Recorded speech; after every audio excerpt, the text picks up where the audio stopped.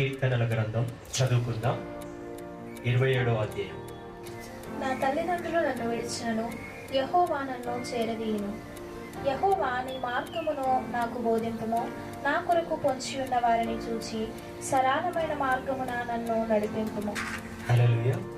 చూడండి, తల్లిదండ్రులు నన్ను విడిచినను, యెహోవా నన్ను సేదరించను. అంటే ఇక్కడ వాక్యంలో ఏం మాట్లాడుతున్నాడంటే, యేసయ్య అంటే తల్లిదండ్రులు మనల్ని మర్చిపోతారు.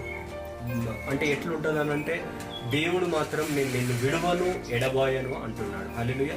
చూడండి, చాలా వరకు మనం ఏం చేస్తున్నాం అనంటే, తల్లిదండ్రులు ఇంకా ప్లస్ బంధుమిత్రులు, రక్త సంబంధుల మీద మనం ఏం చేస్తామనంటే ఆధారపడతాం. కానీ నిన్ను ఎక్కువగా ప్రేమించేది ఎవరంటే యేసుక్రీస్తు ప్రభు మాత్రమే. హల్లెలూయా. ఈరోజు తల్లిదండ్రులు నిన్ను మర్చిపోతారు, వాళ్ళు నిన్ను ఆదరించరు, నిన్ను దగ్గరికి తీసుకోరు. కాబట్టి నేను ఇప్పుడు ఎవరి దగ్గర తీస్తారనంటే, నువ్వు బాధలో ఉన్న, పాపంలో పడిపోయినా, చీకటిలో పడిపోయినా నిన్ను సేద తీర్చేది ఎవరు?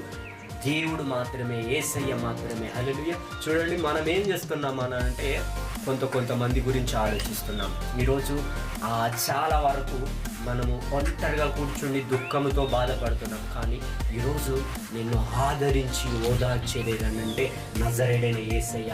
ఆయననే నిన్ను రక్షించబోతున్నాడు, ఆయననే నిన్ను ముట్టబోతున్నాడు.